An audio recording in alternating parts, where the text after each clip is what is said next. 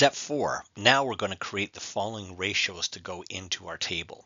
Each of these ratios, and then we're going to make the number format separating thousands and 2 decimal places. This is the same as the Shift Control 1 in Excel, which also works here now that we've enabled Excel.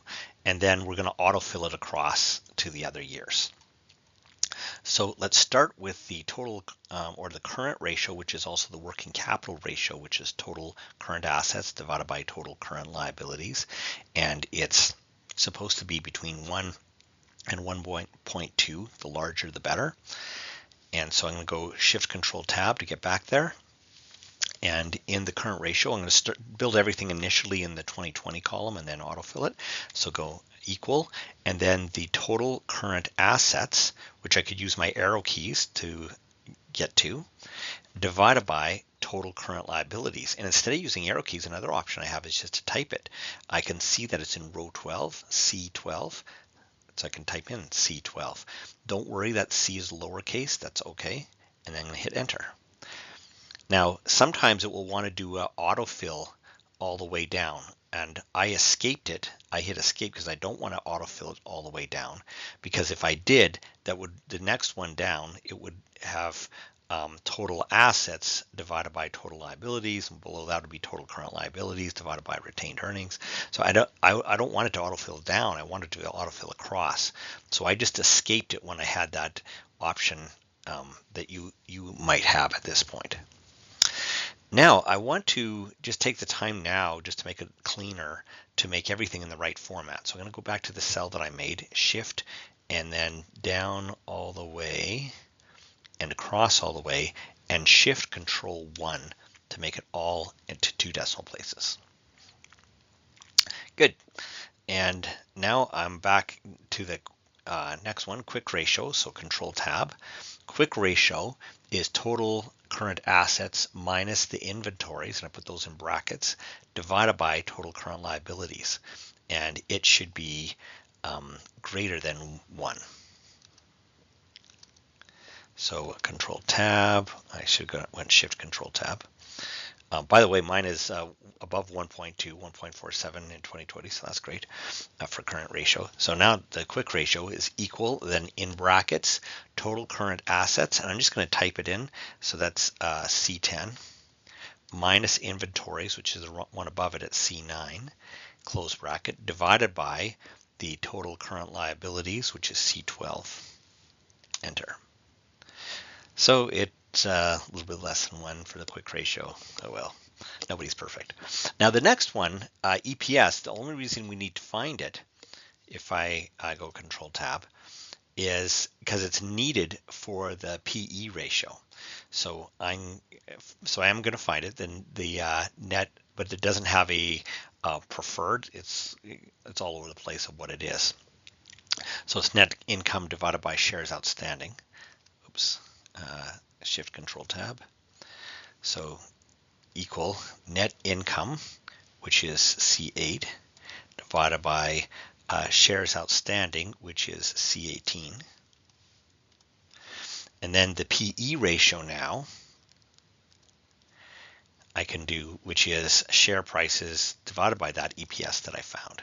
So Shift Control Tab, share prices, which is C19, divided by the one that I just got, and you use my arrowhead to just go up 1, enter. So 12.75, Shift Tab, that is not within the good range. Well, it is actually, sorry, it is within the good range. It's normally 20 to 25, but below 20 is better, and mine is below 20 at 12, so good. The next one, the DE ratio, is total liabilities over total shareholders' equity, and it should be less than 2.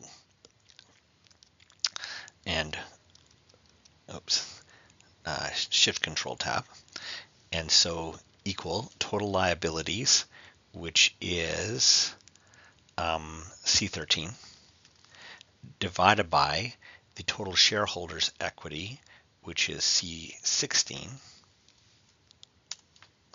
And now the return on equity. So Control Tab, that formula is the net income divided by the total shareholders' equity, and it should be 0.2, higher is better. So Shift Control Tab.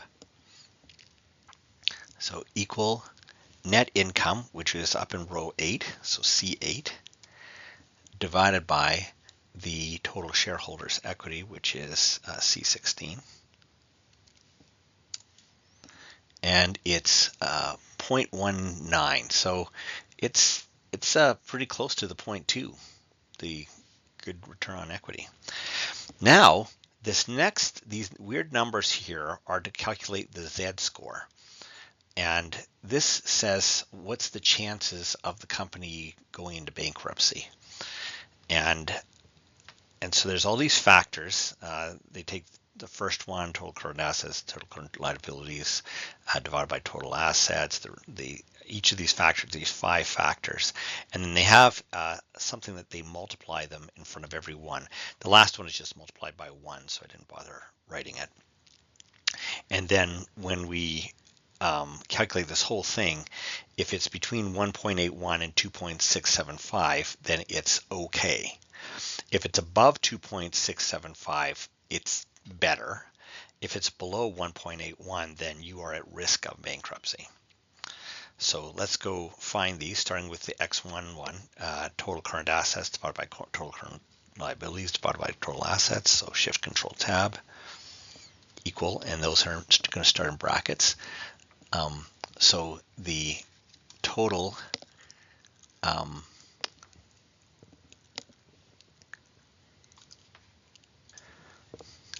total current assets is C10.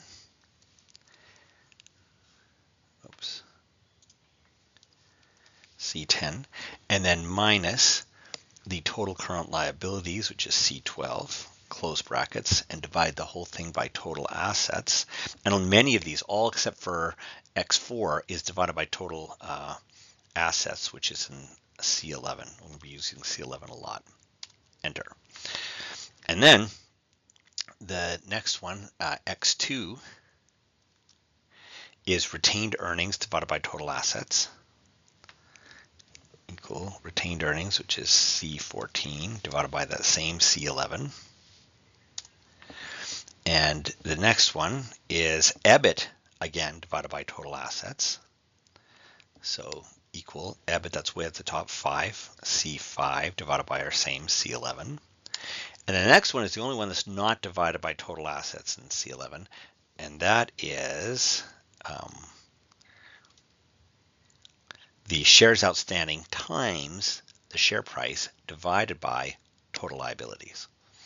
So Shift Control Tab, equals the share price, which is in, shares outstanding, C18, multiplied by, so that's asterisk, share price, which is C19, and then divided by total liabilities, which is C13. Remember the order of operations that we don't need to put brackets around the numerator, because they're multiplied, they're not added or subtracted. So we don't have, brackets wouldn't hurt it, but it also would be unnecessary. And then the last one is back to total assets, the C11, but it's revenue divided by total assets. So, oops. So revenue is way up in row 2. So equal C2 divided by C11. Good. Now to make this formula, we could type the whole thing out in a very cumbersome way, but there's a function that knows to take the first factor of the 1.2 and multiply by that, and then add on to it. Just to look at the formula, it's this first factor, then we add the next factor, and then we add the next one. It's called a sum product. Shift Control Tab, and so it's equal sum product, and there it is, sum product. I'm going to hit Tab to accept it, and then the array, the first array, is starting with the 1.2. I'm going to hold down Shift and go all the way down, and then I'm going to F4 them, because when I autofill this across, I always want it to be referring to these same constants. And so F4 again works here in Google Sheets. And then comma, the next column. So I'm going to go up one, I'm going to hold down Shift and continue to go up all the way to the top. This one I'm not going to F4 because I want it to change as it moves across the different years. And then close brackets and then enter. Now I can autofill all these. And by the way, mine is 3.4. Remember, it needed to be above 2.675 to be in the clear, to be more than okay. And mine is definitely more than okay. So then I'm going to take all of these and I'm going to hold down Shift and go across to all the ones I want to autofill to the right and Control R. And there they are. Control Tab. So I've made them the number format and I've autofilled them across. I'm done step 4.